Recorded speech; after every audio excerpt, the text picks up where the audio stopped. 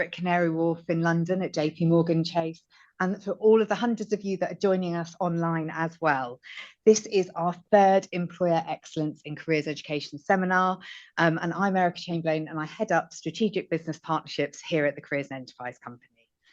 Today, our expert chair and panelists will be discussing how can you ensure modern work experience is inclusive and impactful. In this seminar, we're going to be focusing on practical actions that our panelists have taken to ensure young people who are most at risk of missing out can access modern work experience opportunities. We will also get a chance to hear from some young people about the impact of the work experience for them. When employers are working successfully with education, opportunity stops being about who or where your parents or carers work, and instead experiences are linked to the curriculum and start to answer some of the questions that young people might have. Why does this learning matter? Where could I possibly belong? And what am I capable of? I'm really excited to hear what our panel have to share. If we want to build the scale that we need so that all young people can access the opportunities they need, we're going to need to work together and keep on sharing. So there is going to be plenty of time for Q&A for our panel. So whilst you're listening online and in the room, please think of any questions you might want to ask, and there'll be plenty of time to do that later. So I would just like to thank JP Morgan Chase for kindly hosting us here today and supporting us with this seminar. I am now going to hand over to Helena Sharp, Head of Early Careers, EMEA at JP Morgan Chase, to share some opening comments as our host before joining our panel. Helena, over to you. Hi, everyone. Thank you to the Careers and Enterprise Company for organising today. We're really pleased to host this event and happy to see you all in the room and joining us online. It's great to see everyone here.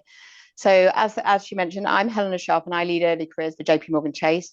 And here in the UK, we offer multiple pathways into work across our offices in London, Bournemouth, Glasgow and Edinburgh. So typically we are welcoming students into our summer internships, apprenticeships, and over 80% of our interns go on to permanent roles at the firm. So we're really pleased that it isn't just outreach for us, it's about our future talent pipeline here at JP Morgan. And I think it's safe to say it starts a long time before graduate recruitment. So we know that if we only show up in young people's lives at the time they're already at university, then it's too late. And we want to help them to navigate the earlier stages of exploring their careers. And we also want to just say that we want people to be looking at companies like JP Morgan and thinking that that could be for them, and this industry could be something that they could be part of, even if they don't know about it through their families, etc. I think social mobility for us sits at the heart of our talent strategy. And in 2024, we committed 40 million in business and philanthropic investment to help serve underserved communities. And much of that is focused on helping young people. So if I first in the community through partnerships that can reach young people earlier and more equitably than we could ever do alone. And so partnerships with the Careers and Enterprise Company and developing the young workforce in Scotland are really important. And last year we deepened our partnership to help connect over 3,700 young people from lower socioeconomic backgrounds to high quality work experience in England. I think secondly, as an employer, we want to try and be intentional about our work experience. And a big lesson that we've learned is that work experience doesn't happen by accident. So we need to design structured programs that give people real experience. So not just shadowing, we want them to go away with some skills and teamwork, problem solving, not just a nice day out at JP Morgan and enjoying the catering. So I think, although that adds something to it, I think we also want to give them connections into real work. So something we're really proud of is our partnership with the Social Mobility Foundation. So this year, actually, we will hit a milestone of helping over 1,000 students through that programme, which is a focused 2 weeks of work experience. And we've run the programme for over 13 years. And I think it's as part of that week, we're offering mentoring, project-based learning and skills workshops. And 86% of that programme, the attendees, apologies for, are in full-time employment, which we're really proud of. So they're not all working at JP Morgan, but they have gone on to other firms as well. And I think over 51% of them are earning over £30,000 a year, which is higher than the national average of £27,000 a year. So I think we're really, really proud of that as well. So I'm looking forward to the discussion today and learning from others about how we can improve our programmes and how we can kind of tackle these challenges together. Because when we get it right, we widen opportunity for young people and build stronger pipelines for our firm. So I'll hand you over to Dr. Hilary Levers, who is the CEO of Engineering UK, who will chair our panel today. Brilliant. Thank you, Helena. And it's wonderful to hear about that commitment. And also, I've already enjoyed the catering. So thank you for that as well. So hi, everyone. I'm Hilary. I'm CEO at Engineering UK. And we're an organisation really dedicated to bringing more young people from all backgrounds into engineering and technology careers. And there are a couple of challenges we have with that. So one is there's low visibility of engineering in schools. And that means we have to really go the extra mile to make sure that young people understand the breadth of modern engineering and disrupt really very outdated stereotypes of who can become an engineer or who might work in technology. And we know that careers experiences and work experience really work for that. So they convey to young people the opportunities that are available, and careers and enterprise company research shows that the more experiences young people have, the more that their outdated stereotypes about who might work in which professions are disrupted, and also the more that their career aspirations align with labour market need. And for us, that's really important because we have hundreds of thousands, quite literally, new roles needed in engineering technology by 2030. It's one of the largest areas of growth as recognised by the government. There are loads of skills plans, but we need to build young people's appetite to participate in creating that huge workforce, refreshing our infrastructure and enabling us to decarbonise. So we're really committed to these efforts and work very closely with the Careers and Enterprise Company in particularly supporting thinking about how we do not just work experience as a whole, but actually that focused bit on engineering and technology. So that's why I was absolutely delighted when I was asked and invited to host, then chair this seminar today. Really, really appreciate the opportunity. And so we're going to be looking at inclusion. We have a particular inclusion challenge in engineering technology, which is around gender. And because there isn't such an overall employment challenge around gender, I think it tends to not be thought of as quite as important because women are going into work, but only 17% of people working in engineering technology are women. And this is really important because we need to grow the numbers from everywhere we can. So everyone is already coming, keep coming, but we really need to bring those underrepresented groups up at a much greater rate. And also there's a big equity issue because, you know, it's important to talk about salaries. And we know that because of those workforce shortages we're already experiencing, these are jobs that will be in demand. You will be able to secure jobs in those areas, and they secure a salary premium of about 30%. So actually, if there are demographic groups who don't have equitable access to those careers, there is a societal inequity, as it were. But we also have other areas of underrepresentation, which I think will probably be the focus more of the conversation today, around social mobility and socioeconomic status, around underrepresentation from special educational needs and disabled people, and also some UK minority ethnic groups. So we're really interested in inclusion across the board. And really looking forward to digging into the opportunity the reformulation of work experience can give us, moving away from just the traditional offer, which is still holds a lot of merit, but also thinking about the modern work experience offer that can be tuned to be more inclusive, to better match learner needs and learner appetite, and actually can feel, I think many employers feel, just a little bit more achievable, certainly as a starting step in building relationships with young people, and hopefully for them, future employees, or just people who are really adding that social value and enabling them to get jobs, whether or not it's with their organisation. So modern work experience really seeks to improve work readiness and grow people's social capital and enable those who don't naturally have the opportunity to make the connection between education and employment much more transparent, much more accessible for them. But I think that is enough for me, because we have some wonderful experts to hear from on the panel. And I'm going to ask each of you an opening question, but also just to give a little bit of background about the perspective you're bringing to the discussion as we open. So actually starting with you, Norma, it'd be great to hear how, and I've already heard about this, so it's great to hear more about how you've evolved your activities to offer modern, flexible, interactive and inclusive options. Thank you, Dr. Hilary. So my name's Norma O'Dane-Hines. I work for a construction company, and I'm sure when most of you hear about construction, you think the builder, the bricklayer, the carpenter.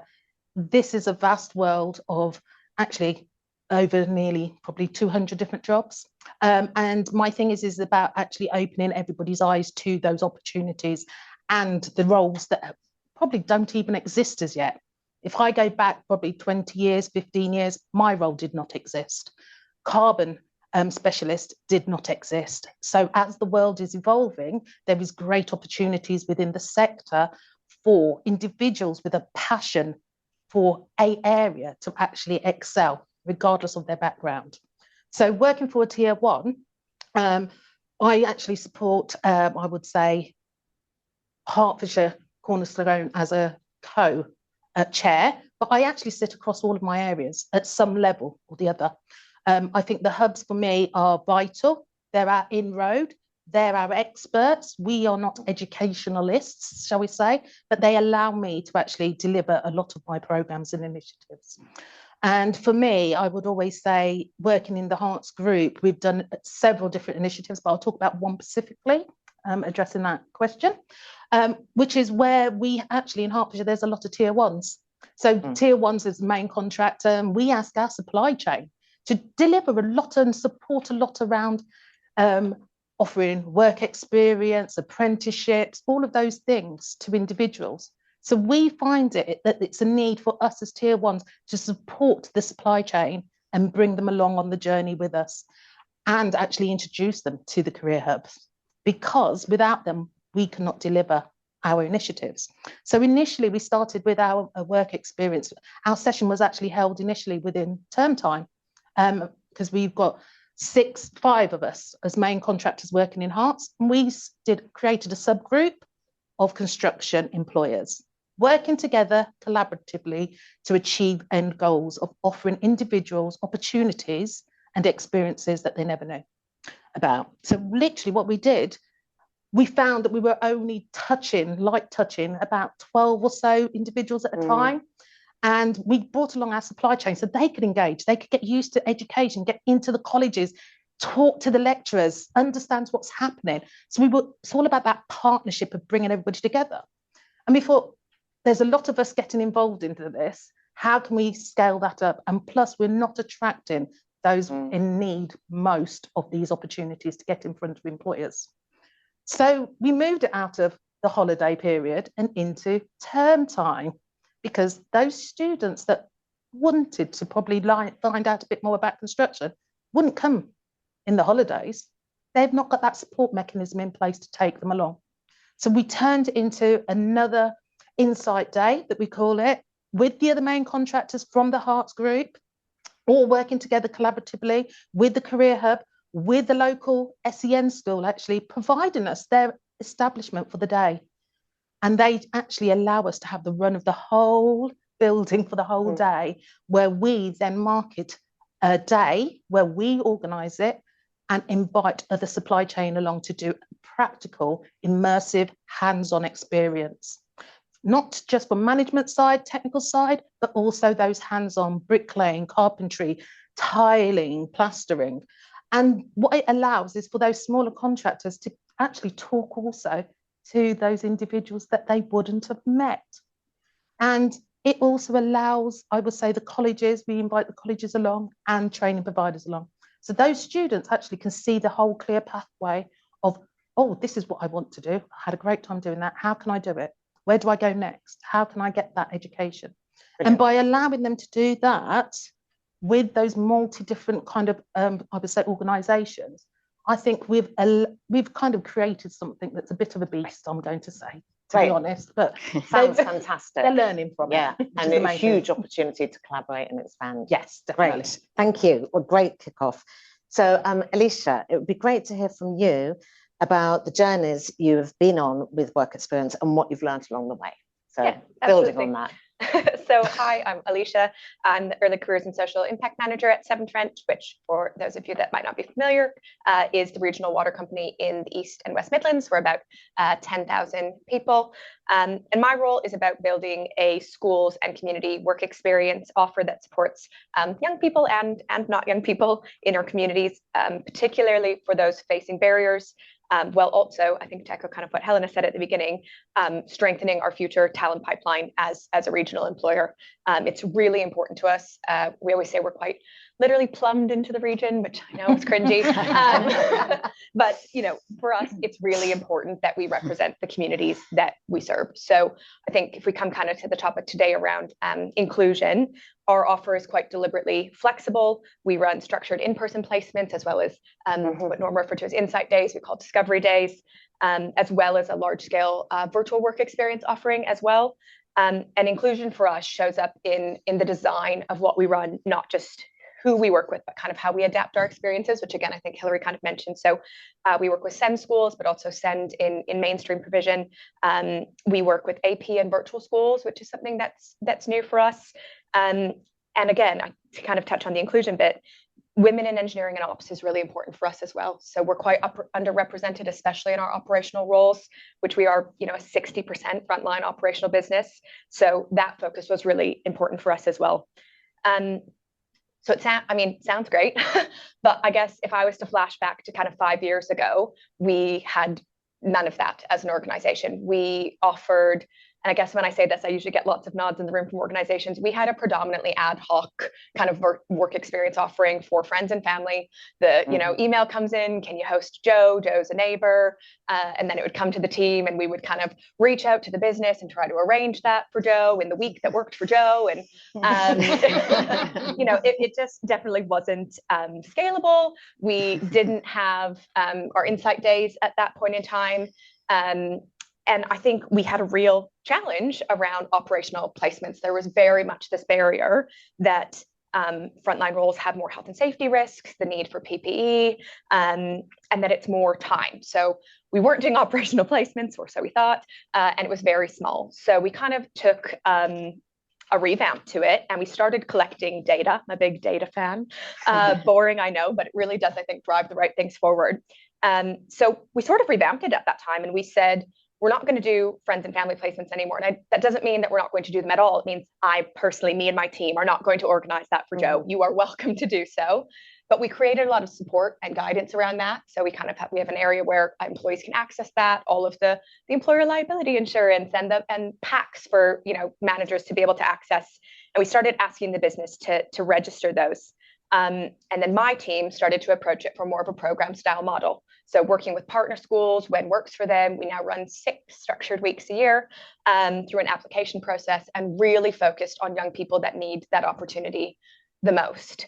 But what we also found was when we started looking at the data that was coming in, we had been talking for 2 years about how hard operational placements were, no way we can do that, health and safety implications. The business was already doing it. When we started pulling the data, they were doing the most work experience placements. And we went, oh, okay, we're actually pushing on an open door here, which was, huge for us in that space. So we redesigned the offer, I guess, rather than kind of restricting it. And that really unlocked scale and inclusion for us. So this year alone, we'll deliver 700 in-person opportunities. Of that, 250 of them are in-person structured work experience placements, with the rest of that being our discovery days. And our goal by the end of the AMP is to have all 500, we made a pledge to 500 in-person work experience opportunities, all of those being structured in-person placements, plus the Insights Day on top of that. So I put it into Copilot. I didn't come up with this number on my own, but it told me that that's a 1,650% increase in just in-person access since 2021. Which I'd been saying 300%. So yeah, lovely to see that. But I think for us, it's access is now intentional rather than accidental, which was huge for us. Brilliant, thank you. And both great stories of not just making a more inclusive offer, but really extending the offer. And for making the effort for different groups of people. You mentioned alternative provision, but also special educational needs, which brings me very nicely on to Dan to hear a bit from his perspective. And in particular, how you reassure employers that a more inclusive approach is good for them. Yes, hello. My name is Dan Milliff, the Head of Careers and Futures for Oakwood Specialist College. We're a SEND specialist provision supporting learners aged 16 to 25 with special educational needs and disabilities. And we've got 3 campuses across the Southwest. Our work experience model and curriculum model as it stands at the moment is that every young person participates in work experience every single week for the duration of the time that they're with us at the college. And that's followed up by then in-class time to refine and reflect on what they've been doing in the workplace and how they can then develop and become more work ready. That's completely personalised against their goal destination. And we're very fortunate and lucky that we have the resource to be able to work in that way.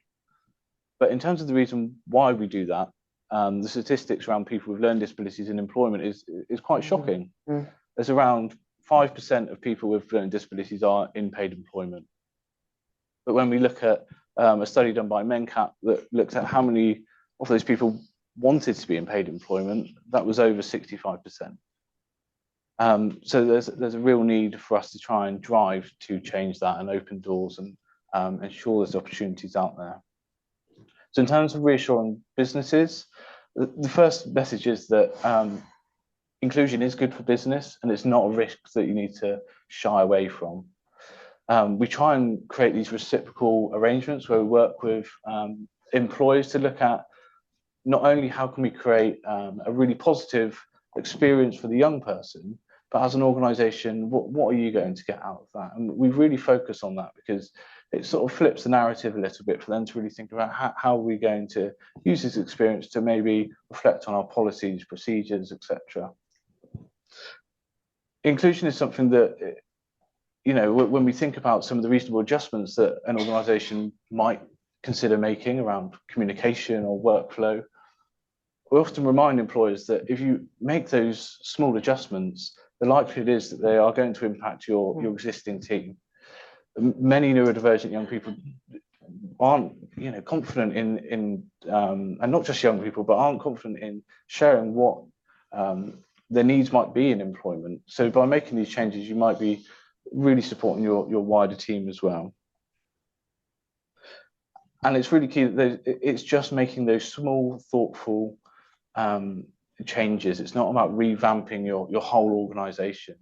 And that's the main thing. We're trying to work really close with people to say that we can work with you, and the young people will work with you to help you to get that right. You're not expected to have all of the answers from the outset. There's also benefits in terms of when, you know, the question thinking about what are the benefits for business. It's not just your employees, it's not just improving inclusion in your internal organisation, but that outward facing message to your customers, your local community, your supply chains, etc. is notable, and that ripple effect does have real impact. Fantastic, thank you. And sounds like you've got some really strong relationships there, and I love that advocacy piece, really important. And actually, Helena, it would be great to hear a little bit more from you about specifically how you ensure your work experience is inclusive, and again, why, from your perspective, it's important to your business. Yes, of course. I think I can really resonate actually to a lot of the things that have already been spoken about, because over the last couple of years, I've been working, the early careers team has been working really closely with our philanthropy team. We're actually at the back of the room here. But, and we were looking at our work experience offering, because the challenge for us was similar to how you describe. It was very ad hoc, very connected to kind of friends and family, people who already had that network with JP Morgan.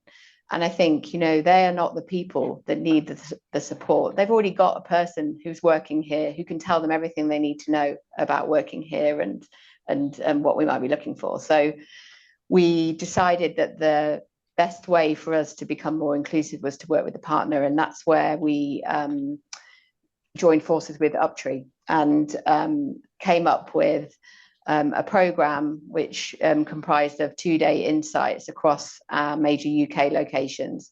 And so we were working with the communities that are close to our offices, and that was really important to us, but also intentionally targeting students who wouldn't necessarily have the links to JP Morgan or anyone already working here, etc. So I think it was, for us, it was a move towards that, and it's been really positive. So we also looked at hosting insight days in term time and in holidays, because for the same reason you described, because people have different responsibilities, and we wanted to make sure we were being fully inclusive. So I think for us, it's been a real change, and now we're going into the second year. We're working with them to think about what went well and things we can change coming up. So, for example, I think some of the virtual elements we felt didn't really work. The in-person parts were a lot more successful. So I think we're going to be looking at how we structure that going forward, etc., and how we can provide a better experience. Also, I think just making sure that we're talking about all of the opportunities here. It is a bank, but actually we've got multiple jobs available here. Engineering for us is another big target area, for example, for technology and for the front office trading areas, etc. So I think, as you say, for us, the gender imbalance is really important, and something that we do focus on here as well. So it's I think we just know that narrowing the pipeline early means that we're kind of closing it off to people. So it's really important for us to get this right. And a lot of the clients that JP Morgan are dealing with are diverse. So we want to make sure that our workforce reflects that. And I think that's a really important point for us. Fantastic, thank you. And I think when virtual work experience was first introduced, there were some organisations that did a little bit of comparative data and were saying, actually, for the young people who really would be experiencing the most barriers to getting into the workplace, the in-person is particularly important. So actually the virtual might be okay if you've got lots of social capital and other connections, but actually if you haven't, that in-person experience is still very rich.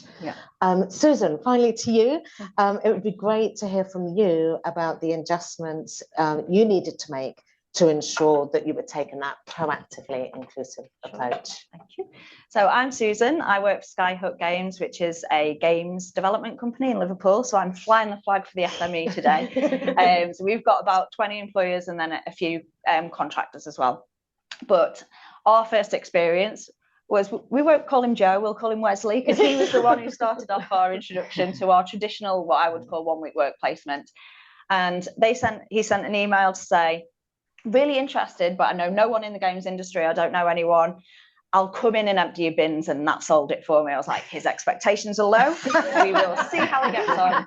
And actually, he was still one of the most rewarding work experience placements that we ever held. His feedback was phenomenal in regards to really opening his eyes. And I kept in touch, and he went on to specialise in higher education and everything in games industry. So, but that actually opened the doors for us as a company to say, okay, what else can we offer? The challenge for us on the inclusivity has always been scale. Our offices aren't that big. We can't invite 30 students at a time in this lovely space. I'm very jealous.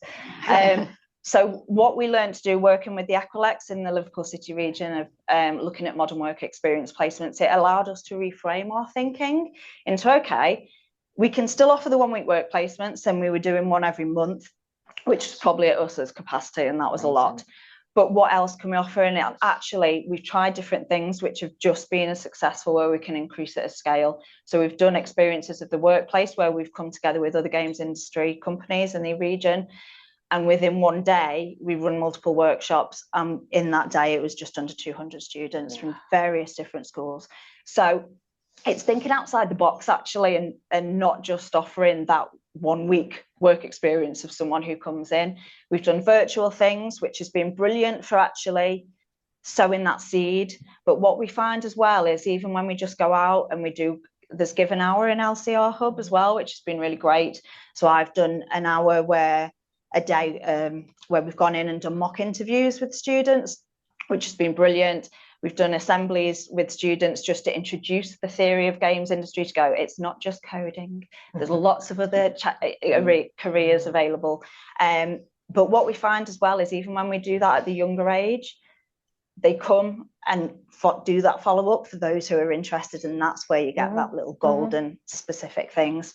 But to make it more inclusive, I think it's just lean on your network. We work with other industry partners so that they've got bigger facilities that we can use together. But also with the LCR has been brilliant. They do a lot of the heavy lifting. I just rock up on the day and deliver the workshops. So it's taken that one step further to make sure that all your offering is inclusive. And we don't just work with one school, one college, one university. It's across the board, really. And I think that's where the golden nuggets are. And you'll see that the students come back. So we've had students come back from year 7 to year 10 and then to college and stuff. And that's where you really see that progression. And even if we can't offer them a job at that time, we know people who go, these have been brilliant, just to let you know. And that's where the magic happens, really. So that's been our experience. I think that sounds amazing. And I love the two stories of, having a tier 1 supporting its supply chain and the SMEs to deliver work experience, but a very impressive SME saying, oh, we may be small, we're not thinking small, we're going to galvanise that larger collaborative offer. Really, really impressive. Okay, we're going to explore a few more questions, and do think about your questions, and if you're online, you can start feeding them in online, and we'll come to you shortly. But first, I'm just really interested in how you ensure that you are really giving impact to the young people. Some of you have talked about personalisation, but how you work with the school to identify outcomes and make sure it's going to work for them. Go ahead. I think there's several things to answer that question, and I think some of my panelists here have kind of covered it.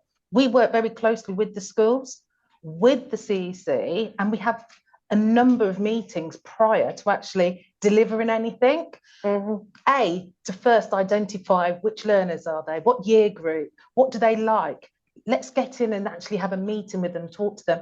Or actually the CEC have done a bit up front already, prepping them, getting them ready. There's a model that we do, and it's called Shire Park. And my colleague here from Tesco is here as well today. And we're different sectors and we still collaborate, but we all meet together to actually make sure what we're going to deliver, when there's no crossover, there's actually how we're going to evaluate it, how we're going to bring them together, and what prep are we going to do. And that allows the CEC probably to go back into the schools that we're going to actually work with, because we say, oh, look, this is where we're based, Welwyn Garden City, at Shire Park. And what are the schools? What schools are not getting that support that's needed? How can we target them? Let's pull this offer together. Let's go out to them and actually sell it to them, if you know what I mean. Promote it, get it to the right individuals in the school. And the key things that we want to then get over to these individuals, because it's not just myself and Tesco, there's PayPoint involved as well. 3 different sectors completely. And what we're trying to do is actually instill in those individuals, first and foremost, let them understand what we offer. So they get to meet professionals within the sector, understand how they got into it, but also get some hands-on experience of what we do, how we do it, so that actually that sets that light bulb moment going off. And then they'll come back, like Susan said, to come in and do work experience. A lot of the thing then is then evaluated at the end, not just with the student, with the teachers. How helpful was it? What more information do you need? Can we come back in and do a follow-up? And between our Shire Park model, we have worked with a lot of the schools following on from that and offered work experience as follow-up, because it's that light bulb moment. It builds those individuals' confidence, shows them that teamwork runs through all the sectors. It's not just one sector. And we've had to do it on our Shire Park, because in construction, it's very hard to get those numbers. Like Susan mentioned, we all get together and we can actually host a certain number in our boardrooms. Yep.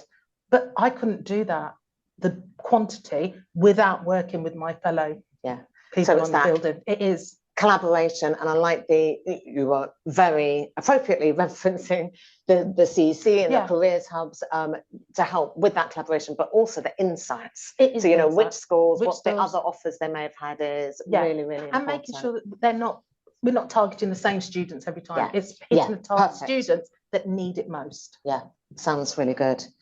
And Dan, you've talked about how you can show to employers the benefits they get, but I imagine that some of them still are a bit daunted about the offer and how they can really make sure that they're appropriate and inclusive enough for the students. I wonder how you land that well with them. Absolutely. I think the biggest barrier is that fear or perception around having to host send learner for a work placement and trying to develop your inclusion model, is that you need to spend a lot of money on reasonable adjustments. You're going to have to redesign your approach entirely, and you're going to need people with real expertise to be able to manage that. And in reality, that's not the case. It's just those, as I said, those small intentional shifts. And what we tend to do is try and design arrangements where it starts really small scale, particularly if someone is unsure or just starting out on offering placements, is to look at things like if someone would suggest, I'm not really sure how inclusive my team would be to support someone, and being really honest and open, which I really welcome, is to say, well, that's the first place to start. Let's look at that, because it's not good enough, essentially, and let's look at how we can improve it. So it might be things like interviews, recruitment processes, and think, or even just accessibility in the building. And we'll use those opportunities to say, well, why don't we bring a group of learners along that have those lived experiences, and they can feed back what your interview process is like for them. It gives them a mock interview and a process to have an insight into a business, and the business to have an opportunity to hear that real life feedback about how they could improve and develop. So really trying to refine what the business can get out of that partnership. The main thing that we talk about is culture. And I think when we talk to businesses and think about they might have really strong policies and procedures in place, but if their culture is not strong beneath that, then the reality is that that's not going to be put into place effectively to actually ensure that their employees feel respected and able to perform their jobs to the best of their ability. So start with the basics is what I would say, and that's when that shift for inclusion starts to become a lot easier and more easier to move forward, digest and work for organisations. As other people have suggested, you're not doing it alone. We've talked about the CEC that are great and local careers hubs, etc., but also reach out to local specialist provisions and colleges and have those conversations. Honestly, they would welcome them.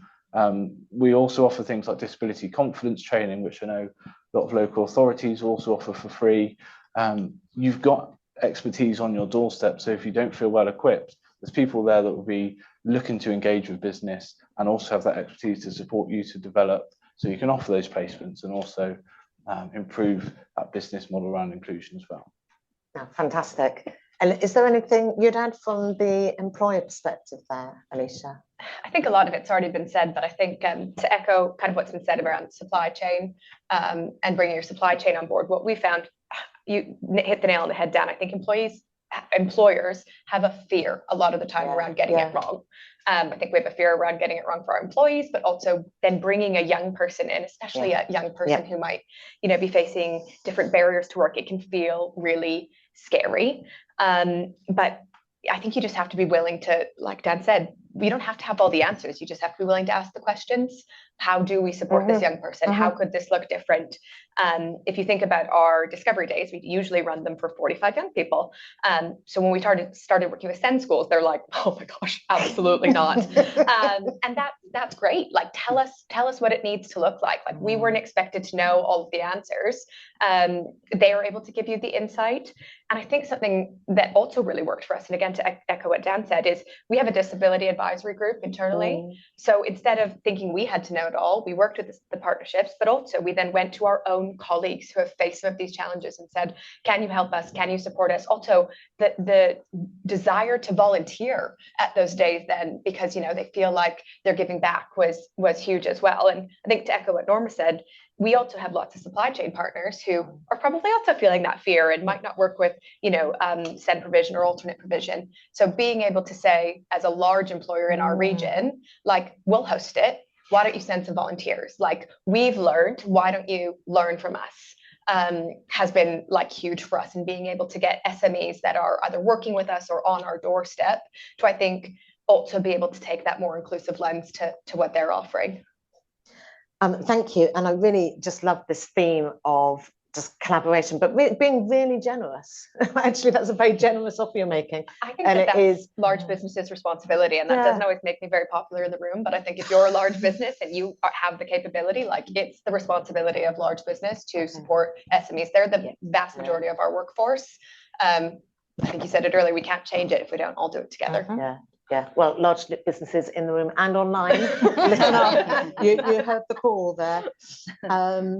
Okay, and so we've touched on lots of different groups. It would just be interesting to hear a bit about the decision making that you might be making about which specific groups of young people that you are targeting or focusing on. And, you know, I don't think every organisation needs to hit every group, as it were. But Helena, how do you approach that?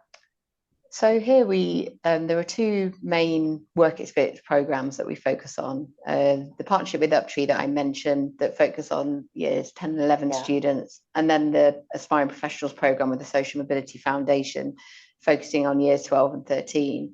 And I think for us, where we've started is in the local communities of our UK offices. We felt like that was the place that we could make an impact. We've got lots of enthusiasm from staff to volunteer to help in the local community, and it helped us to solve that and bridge the gap between the two things, really. So for us, it was about that. I think the Social Mobility Foundation as well helped us to target cold spots in the UK for social mobility, maybe outside of the big cities, so that we could be sure that we were reaching others who we might not necessarily reach through our other efforts. So I think it was really combining those two things for us and making sure we were having a split across the age ranges. I mean, I would say it's always evolving. So as I say, we partner very closely with our philanthropy team, and I think we're always thinking about what more we could do, what we could change each year. So I wouldn't say that we've got everything perfect, but we definitely want to evolve things more over the next few years. Yeah, okay. And does anyone else have a comment on actually what the basis for why you're choosing particular groups? I would say actually we've got to make our workforce reflect where we're working. Yeah. Okay, and that's a key thing, I think, for everybody. We cannot attract young individuals if they cannot see what they look like in the business, or actually how do they support individuals, especially like Dan mentioned, if they don't know that you're disability confident and don't know actually what alterations you will make, they won't approach you because it's not for them. So I think it is that talent pipeline. It's actually making sure they are aware that the door is open, shall I say, for them to come in and investigate. And are any of you working with younger age groups? Because you've talked about, you know, that you're making a choice about age groups, but are you working, because we've seen a bit of a move away from that, which we're slightly... We work with from year 7, so a program, I guess our schools, talking about work experience quite specifically in this space, the placements tend to be kind of year 10 and upwards, but we actually have our schools engagement program, which is year 7. We try to have 4 interactions with the school in that time period, kind of, so we're that progressive offering, I guess, with the school, but we also do work in primary schools. Yeah. And I think that's because lots of the research that's coming out around kind of young people have already decided what the route is for them or what they're going to study or what they think they can achieve at that point. So it's not as intensive, but we do work in primary schools, and then our schools engagement starts from year 7. Great. Okay. And then I want to open up, so I'm going to come to audience and online in just a moment, but it'd be great just to have some real quick focused answers on what you think is the greatest impact that this work has on your business. And I'll start with you, Susan. So for us as an industry as well, it's about talent pipeline. Yeah. We had an issue with equality and like diversity with gender. There is a lot of neurodiverse people, I have to say, but the provisions with ethnic minorities and everything. So that was the first thing where we were founder members of Game Changers in Liverpool to come together as a collective of games industry, because we were all facing the same problems. So it's like we're stronger as a group to be able to then open those doors collectively to make it aware. The games industry, it blows my mind, is bigger than the TV and music industry combined. It's a stat that always blows my mind, but people just aren't aware of it. We think, oh, it's all programmers, and it's not. So for us, it's really helped build that pipeline and that awareness of the careers. But not only that, it's really benefited the staff. It's been really well received in-house. It's great for talent development internally for those who are helping mentoring and increasing their mentorship skills within the business. And we're not targeted on corporate social responsibility, but it's always going to be a positive thing, isn't it? There's never going to be a negative thing, and that company offers way too many work experience placements. So for outward facing, like you say, it's about awareness. It's like we did it thinking we were being generous, but actually we got back a lot more as well by offering that than fantastic. being altruistic. And any other, just like, what are the really great impacts that just keep you going on this? For me, it's the feedback of the students. Oh, okay. It's actually, Well, and we'll even hear the quiet from some ones when they shortly. fill out the forms, and it's like the bits that you think are just a passing thing that's like half an hour when they shadow someone is something that's made the biggest impact on their placement. Yeah. And that's the bit that you can see they're like, oh, I really want to do that. I'm really interested in finding out more. So for us, that's the bit for me.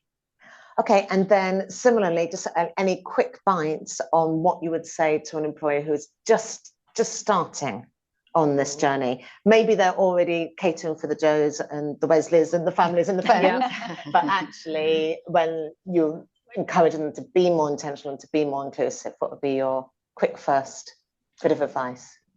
I personally, and I've done this before and I've seen them grow, is actually do your employer standards first, because you that's great. You're benchmarking where you are, because actually, like colleague here said, was sometimes you're actually doing it already. Collect that data, understand where you are, and then actually pinpoint which areas you're going to focus on, and you find you grow from actually having that data and that information. And a lot of the smaller employers don't do that, don't understand it at this stage. So doing your employer standards gives you a bit more focus. Okay, I need to do this. And I've done that when I started with the business that I'm in. It was like, oh, you're not evaluating enough.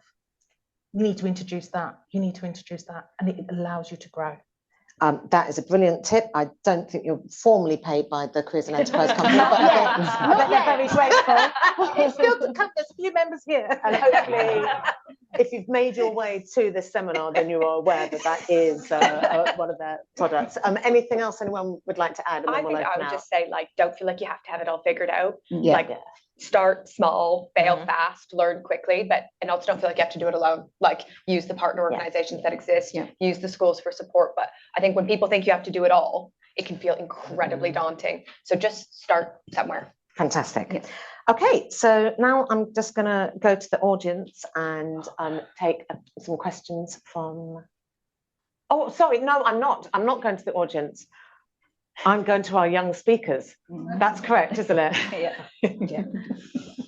I'm just checking. Yeah, fantastic. Sorry. I misplaced myself. So I bet those questions are really stacking up and you're very excited. You're just going to have to hang in there a little bit longer. So now I'm extremely pleased. I think we've trailed you really nicely with that build-up. Let's hear those voices. I'm really pleased to introduce two fantastic young people to share their perspectives Teresa, who is a learner at a specialist further education college for learners that benefit from additional support to become employment ready. And Jonathan, who is in year 13 and a member of CUC's Youth Advisory Group. And he's also the Army Cadet Sports Person of the Year. Sounds fantastic. So do come and join us. Fantastic. Thank you.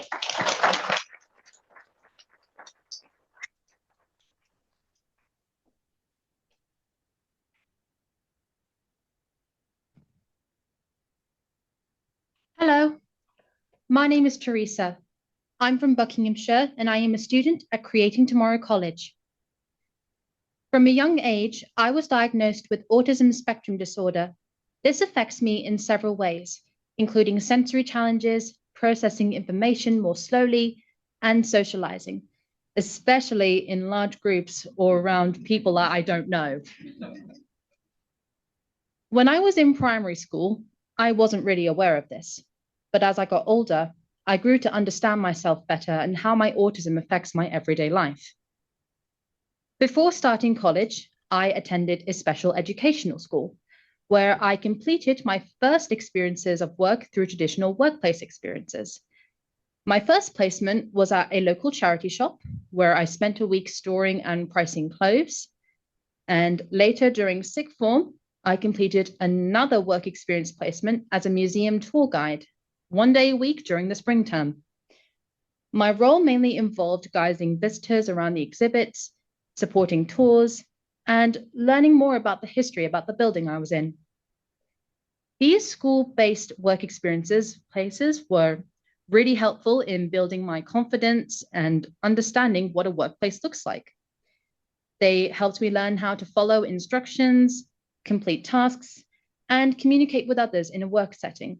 And they also acted as an important stepping stone for what was to come. Moving to Creating Tomorrow College, or CTC for short, was a big change for me. I was going to meet new people, but most importantly, I was going to be gaining exposure to the world of work in a much broader and deeper way. At college, it's not just about completing a short work experience placement. It's about understanding how the workplace operates across different environments and learning the skills needed for employment and adult life. Attending an employment-focused college provides many opportunities to explore the world of work. We regularly have visitors from different workplaces to talk about their roles, responsibilities, and the skills needed to succeed in their jobs. This helped me understand the variety of pathways available and how my skills could fit into different working environments. Through this exposure, I realized I have many transferable skills. For example, I could use the organizational skills I developed in my school work through the charity shop.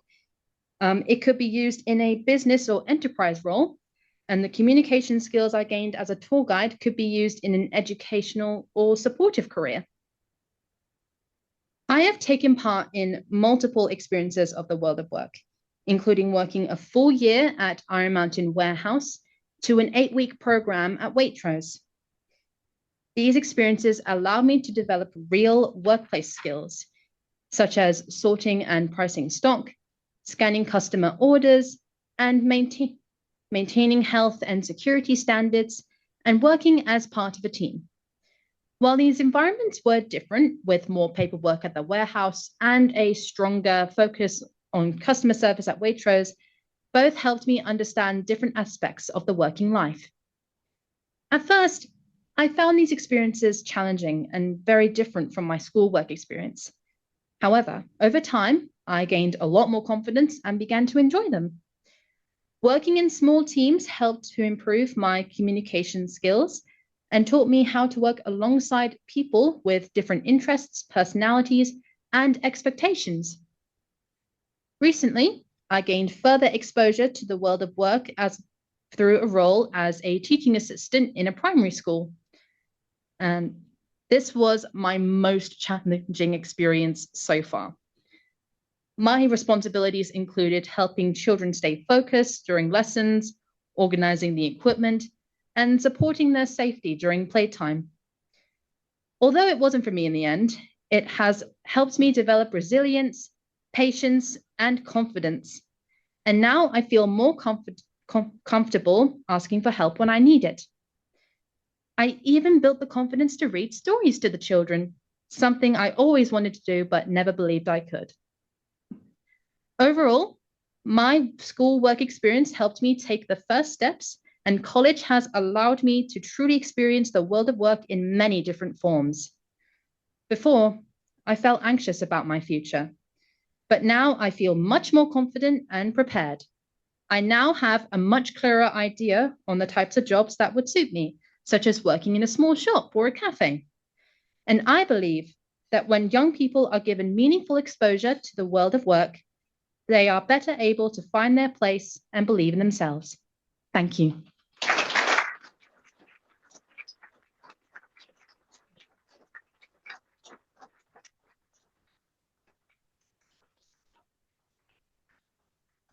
I don't know how I'm going to follow up on that. Hello, everyone. My name is Jonathan, and I'm 18. I was born and raised not too far from here in Berkshire, and I'm currently in upper sixth studying for my A-levels, well, doing my A-levels. And I aspire to complete a solicitor apprenticeship after my studies with a long-term goal of going into diplomacy. And it was actually a work experience opportunity that introduced me into the sort of life of a diplomat, and it's what caught my attention. So onto why I'm actually here today is my experiences of work experience and why I believe is so important for young people today. Across my vast 18 years of life, I've completed a wide range of work experience opportunities, and I've tested industry after industry. These experiences have included online programs, in-person experiences, one-day insight events, and longer placements lasting up to 2 weeks. I've explored areas such as legal services, engineering, finance, and public services, and every single experience has given me invaluable and transferable life skills. As a minority within the UK, some of my experience, while still valuable, lacked role models which I could actually believe and relate to, and I believe that can make or break an experience.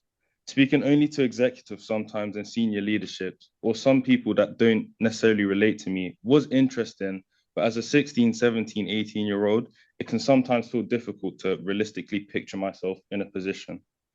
Some placements also lacked meaningful involvement, with students sometimes left in the room for an hour, or death by PowerPoint, which no one loves.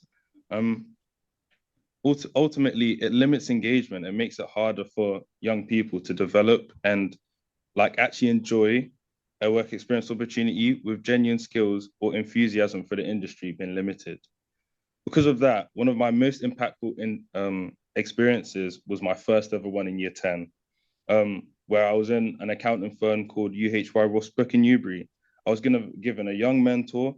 I was treated as an autonomous member of staff. And sometimes thinking about it, I felt, what am I doing here?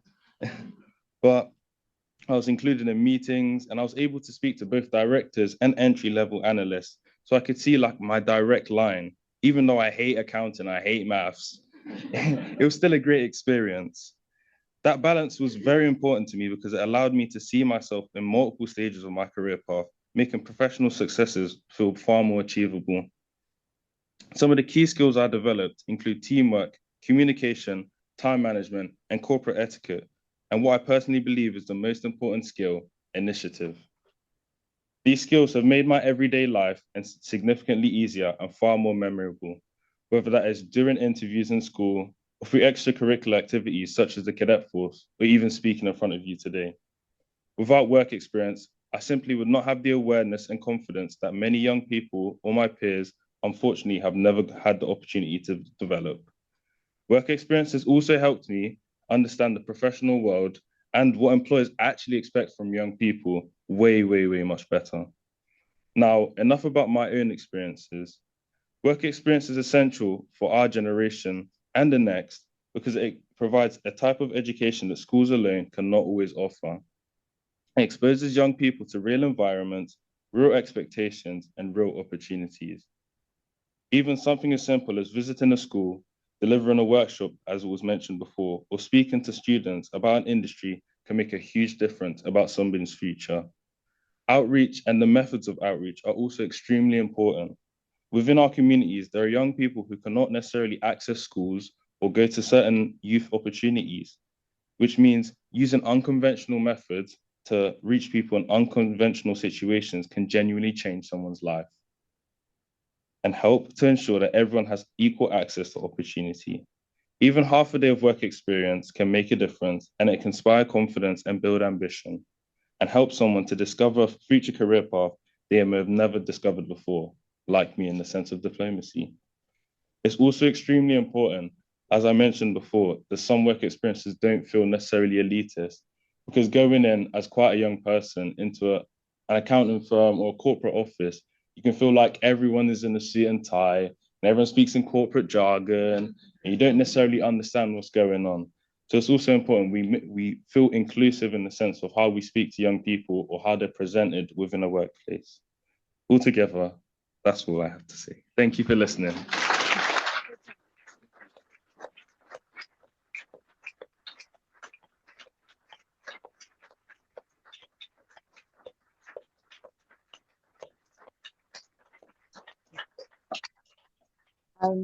Thank you so much, Jonathan and Teresa. That was so compelling in really making us feel the difference. And, you know, I feel silly for asking questions about why would anyone do this? Because you made the case so beautifully, but also actually some really concrete, actionable advice on what worked for you and maybe what doesn't work so well. So really appreciate all of that. Brilliantly said, really good. Really good. Okay. Now back over to the audience. Yes, for audience questions. So if you have something to ask, just put your hands up. I'll get a sense of where we're at. Okay, we'll start over there and then we'll take a question from online. Yes, please. We'll get the mic to you first. Thank you. Thank you very much. I do have a loud voice. Sharon Blythe. Not for online, you can try. True. Sharon Blythefield, Coca-Cola Euro Pacific Partners. So to the panel, it's really interesting around work experience and collaboration. My question is this: do you pay travel and expenses to the young people who are coming into your environments or even somebody else's environment? How do you support them in that respect? Excellent, really important question. And I'll just see if there's another one on the floor, because I think we can do quite a snappy answer to that. If there's another one, we could do two at once. There was one over, oh, actually, I think you were up first. My question was aimed at Elisa. We are in our second year of a more structured, less ad hoc work experience at Blenheim. What we are finding is that we're not necessarily hitting all of the demographics that we'd like to. And I know that you mentioned that you have kind of a disability focus within your internal teams. And I just wondered how you approached starting that and opening it up to be inclusive, but also getting to the right people to get that really important feedback. Okay, and given that's such a targeted a person question, I will take one more and then we'll get them from the panel. Get them as well. Thanks a lot. Fergus Hine from National Grid. I just question for the panel more broadly on, I think we did have exceptional insights on early careers work experience, but just wondering about, in the UK, we've got 2.3 million underemployed 25 pluses. Has the panel got any insights or advice to us all on how to engage people from that age group? We at National Grid run returner programs, but expanding and opening up organisations to that age group, we'd welcome any advice. Thank you. Great, brilliant, thank you. Okay, so Elisa, there was a specific question towards you, so why don't we start there? And if you also want to comment on the expenses as well. Yeah, of course. So yeah, great question. I'm actually going to give a little bit of a shout out to Youth Futures Foundation, who are here in the room today. So they've been kind of instrumental in the work we've been doing in that space. What we've done is an application process for our work experience, and we've defined kind of like a statement of need as a long and statement. So do you reside in a top 10% IMD? Do you go to school in a top 10% IMD? Are you on free school meals? Do you have SEND? Like this really long, I guess, statement of what we are trying to prioritize our work experience for. And then it's in our application process. So, you know, if we get 300 applications, let's say 60% of those, because we do a lot of targeted outreach, will then meet that criteria. That's who we're then selecting for those work experience placements. So I guess I know that it feels really hard sometimes to say no, to go from like the Joe email and you're like, no, Joe, we're not running it at that time. Or no to, you know, it is difficult. You can't support everyone. But I think for us, it was getting really clear on like, who are we trying to support in this space? And then being comfortable with that selection criteria for our placements. In terms of travel and expenses, really good question, Sharon. So we will cover some travel and expenses through partner schools. So we'll pay for coaches, trains for young people to get in. And we also, again, this is going to be like a no-brainer, but we're targeting young people who are on free school meals. And the first time they came in for our program, we didn't offer lunches. And then we had a young person who didn't have a lunch. Imagine that. And we were like, how could you possibly miss that? Which, yeah. But now what that gave us 1 week, and we were like, we need lunch vouchers. So now we offer lunch vouchers for all young people that join us, as well as supporting travel and expenses on the way in. Fantastic. Okay. Anyone else want to pick up on the question about expenses, but also actually on anything you do with older age groups? Go ahead, Norma. With regards to expenses, Sharon, I'm trying to remember names. Our process for work experience is that we have an informal chat, interview, however you want to call it, so we can actually assess each individual application. And from that, we then assess how much support we need to have in place around travel, and we will then actually look at travel, lunches, etc., to ensure that actually that young person can come into our office and not feel left out. But we also then look at ensuring they know what our dress code is like. And I think Jonathan mentioned something along that lines, is actually making sure that they feel fitted in, if you know what I mean. We're very casual in the office. I don't always dress like this, believe you me. And my thing is that I think that's part of it, making them feel comfortable and not left out. So for that side of it, we do a little bit more wraparound kind of service, and I sort of manage that process. Hopefully that answered your question. And then for 25 years plus, within Morgan Sindall, we tend to do some work closely with DWP. And I tend to do some stuff around, I would say, their mentoring circle, which allows you to go in and actually talk to individuals on a regular basis, 3 times over a period of weeks. You get to know them, they get to know you, you understand what the career paths are, what the options are. Then you can actually look at that work experience. Once again, at the older age group, but we're bringing them back into the business as work experience. And we also look at bringing in our supply chain again, because we're a large employer, to do the last session and interviews and that prep. So even if they don't want to come into our sector of construction, they've got something out of those 3 weeks. So I would say to you, probably look at your DWP contacts and actually see what they're offering, because they're offering loads at the moment.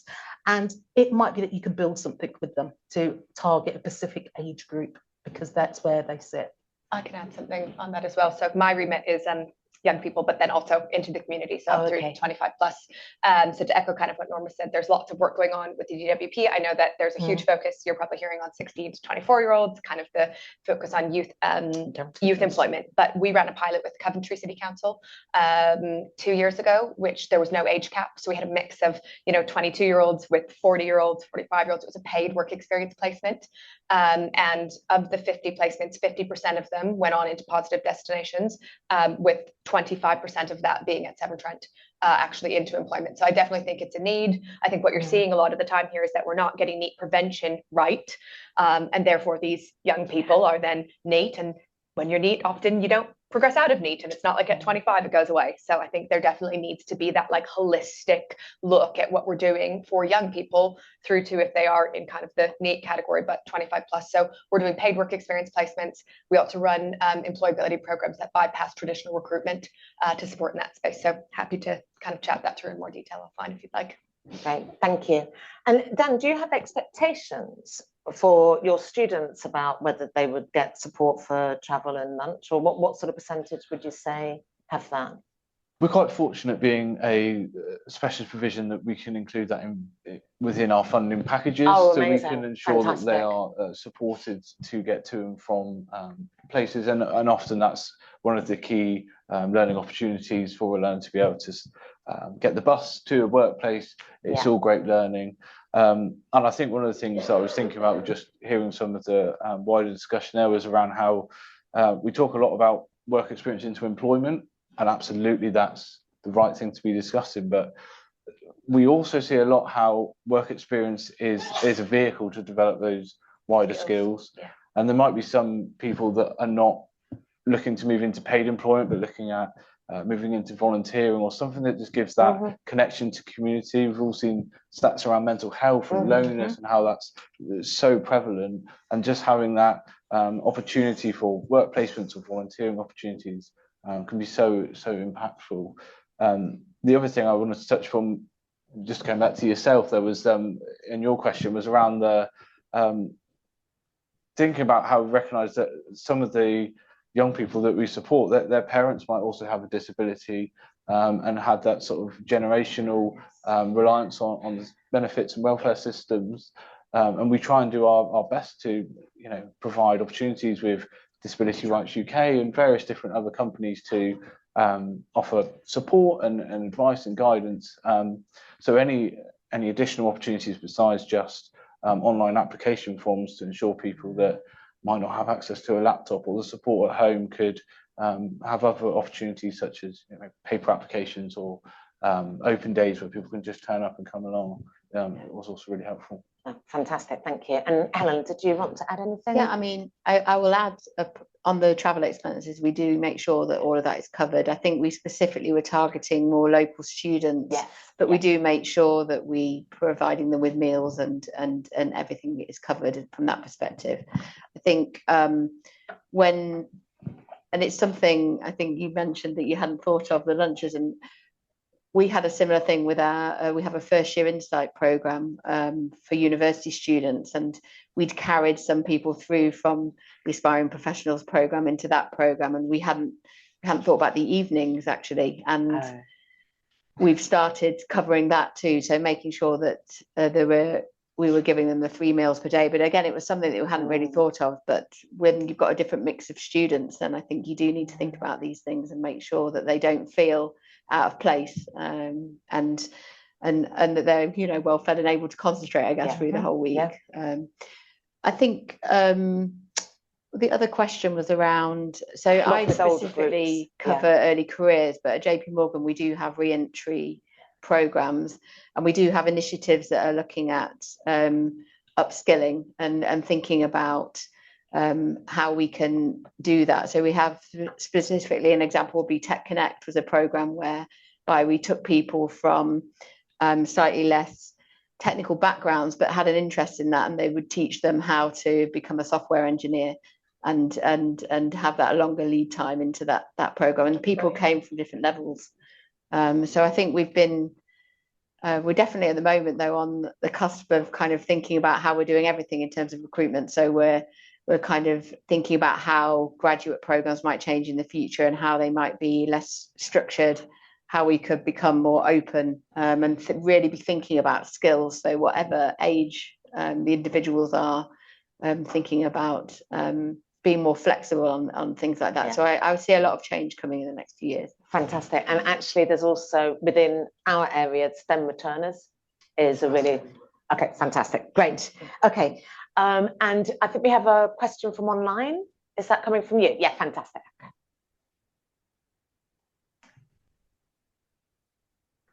Oh, there we go.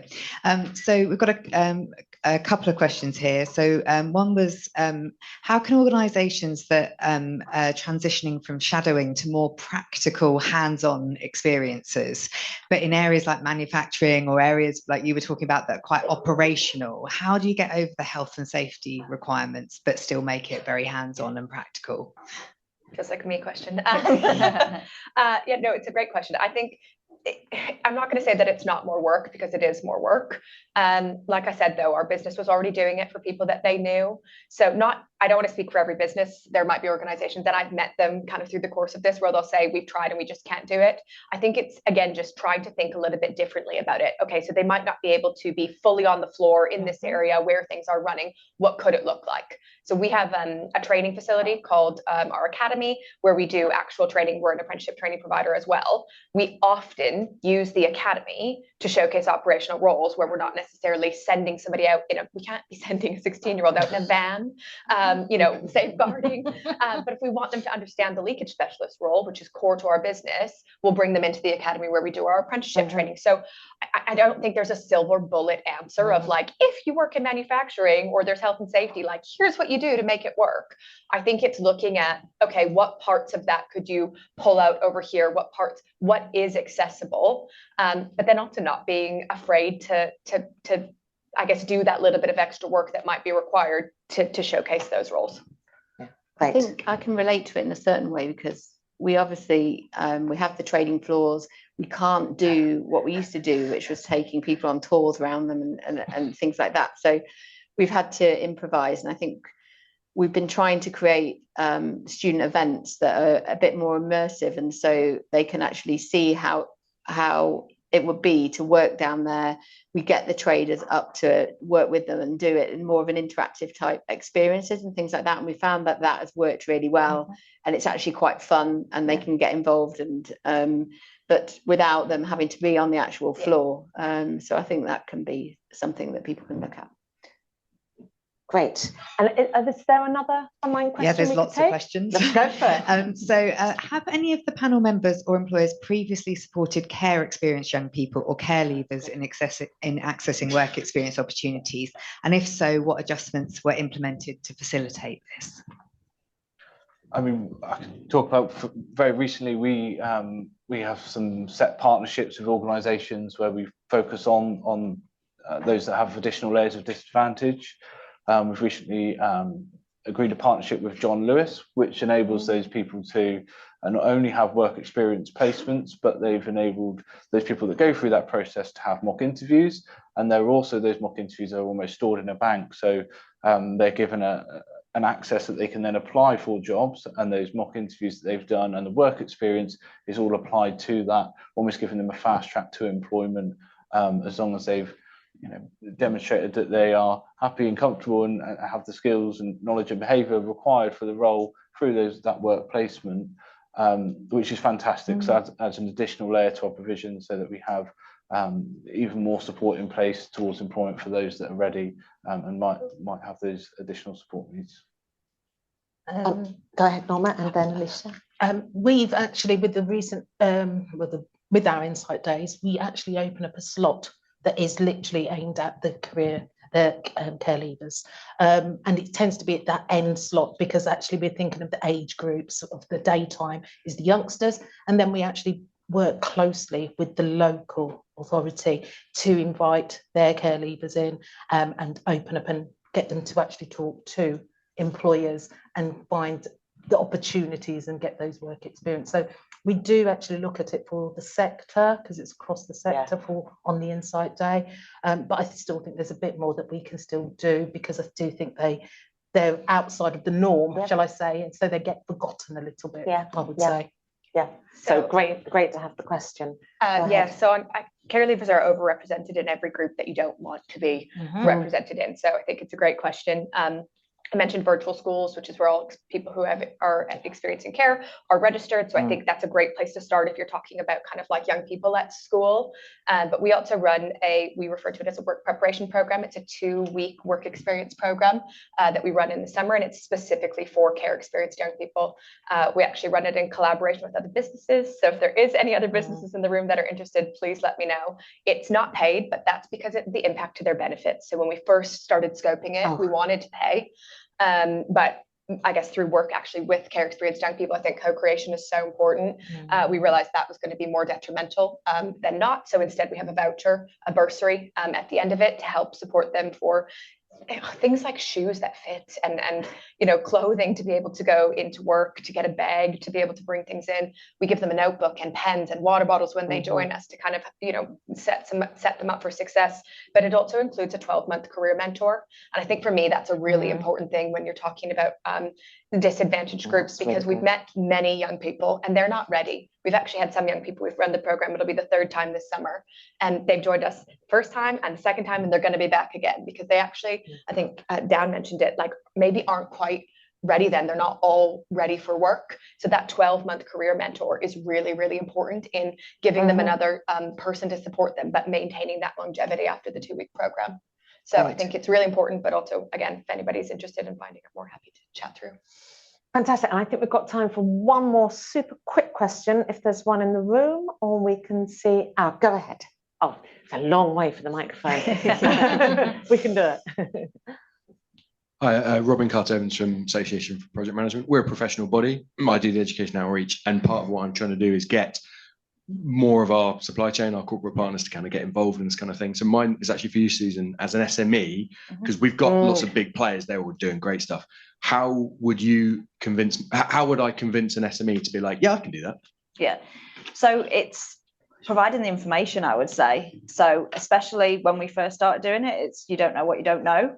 So it's making that pathway as smooth as possible for someone to go, we can work together. It's not all about you have to do this, and then we have to convince like the MD or whoever that that's worth our time. But I think it's showing the benefits of it. You have to do it once. So just say, try it once. You'll learn a lot. You might not get it right, but you iterate and you iterate. And I think it surprised, the feedback was phenomenal just the first time that we did it. So I think it's the hard bit is trying it once. Once you've done it once, you're in that comfort zone then, and it's taking that fear away. But it's saying, for me, the way I see it with all staff is, even if you can do an hour could have so much more impact. So it's just, again, if anyone listens to any of this room and the stories and stuff, it sells itself really, doesn't it? Wicked. Thank you so much. Yeah, I was just going to say, go to the online recording and replay the bit from Jonathan and Teresa. Yeah. And then say, and now what do you think? Okay, so I think we're going to wrap up the panel discussion now, and I've got an opportunity just to make a few reflections, which I always scribble when I listen to such amazing content, but I'm now going to try and unpick some of my scribblings. But I found it, just such a helpful conversation, and really an inspirational amount of effort and yielding massive benefit that you are all putting into it. So thank you for sharing that. Really conveying the breadth of the offer, and whilst anyone can start small, like take that first step, just give it a go. Prepare for things that you might get wrong, and that's fine. Just try again. Your intent is good, so don't be put off. But actually, then you just increasingly tailor and hone and improve and make the networks and learn from others. And I think that to build this really broad offer, it's very impressive. And also to those kind of things to keep focused on. Actually, we're trying to make sure that young people have multiple opportunities, and you're understanding what their needs are from talking with schools, from talking with careers hubs. So it's the right match for the school, and you're interleaving your experiences quite thoughtfully with those of others who may be in your network or outside of your network. But I think, that's all really, really important and really, really promising. I think it is really interesting, the opening up the experience, the amount of targeting that's going on, really thinking about who we want to work with and having a rationale for why you're targeting particular groups. And the shift in this is absolutely enormous. We run an effort called the Tomorrow's Engineers Code for organizations that are doing STEM outreach in any guise. And we survey them year on year, and we can see that increased effort in actually being really thoughtful about which groups you are reaching, and capture that statistically. And I feel like we're now in a situation where if you're in an organisation that's got a great offer, but you've not thought about that bit, actually you really need to be doing that now. You're getting a bit left behind, and you've got this amazing supportive community to do that. But also, you can do a bit of both. So you can support your family and friends, but we're also, as an organisation, making sure that our efforts are really focused where they can have the most impact. I also really liked the point from Teresa that I feel like I come to this thinking a lot about employment outcomes, because we care so much about making sure that the engineering and technology workforce is there for the sectoral needs. But that bit about reducing anxiety, for young people. We know that, they're looking forward, they're thinking about their futures and seeing a lot of headlines, which are probably quite concerning, and actually just feeling more confident in their own abilities, having the opportunities, having those skills that they already have highlighted to them and played back to them and reinforced, and getting a sense of that pathway. And actually, as Jonathan was saying, seeing those role models and relatable people who you can, actually, that's the next step. It's completely doable, is so important, not just for the employment outcomes, but just for really supporting young people through their own stresses and concerns. And then I think we have heard throughout about the importance of collaboration, of networks, of capitalizing on the core infrastructure that is there through the Careers and Enterprise Company, references to careers hubs and the employer standards. It is so helpful. If you're ready to go, you've got so much opportunity to make it work. And if you're interested in the STEM and engineering technology bit, likewise, reach out to Engineering UK. Very happy to support on the tailoring of that content.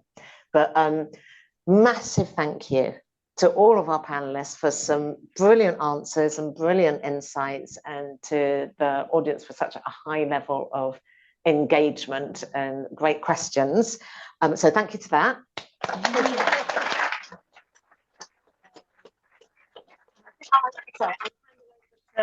Marnie now, just for some closing words. Thank you, Hilary. Thank you to our amazing panel, our chair, and our incredible young people. We're so lucky to have you share your time, and we're so lucky to have employers like this and like all of you in the room really, who not only give your time to young people, but you also take time to share what you're doing with others. That sharing is really important because it helps us to scale. And scaling is vital if we are to meet the very real and growing challenge that face young people with an uncertain future. I hope you'll take away some of these fantastic messages from today. For me, it was that inclusion doesn't have to be hard, but it does have to be intentional. There is a lot of support to help you do this. You don't have to do it alone. The impact for young people is transformational. But it's more than a nice to do. We know from our employer standards data that businesses who offer inclusive work experience also report higher business benefits across a range of metrics. So the business benefits are clear, the benefits for young people are clear. Now it's just about taking action. Our young people may only get one chance. For example, we have around 500,000 young people in Year 9 right now. They'll never be in Year 9 again. They will never have the opportunity for you to impact them at this crucial point in their lives right now. What you do in the next 3, 6, or 12 months really matters. It could be the difference between a young person achieving their potential or not. Thank you for joining us.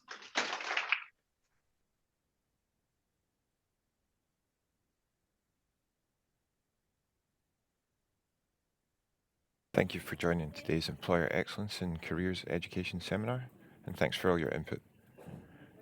We hope you'll be able to gain some more insight into how into ensuring modern work experience and inclusive and impactful. We would love to hear how you found today's seminar. Please complete the feedback survey that will pop up on your screen at the end of the webinar. It takes approximately 2 minutes to complete.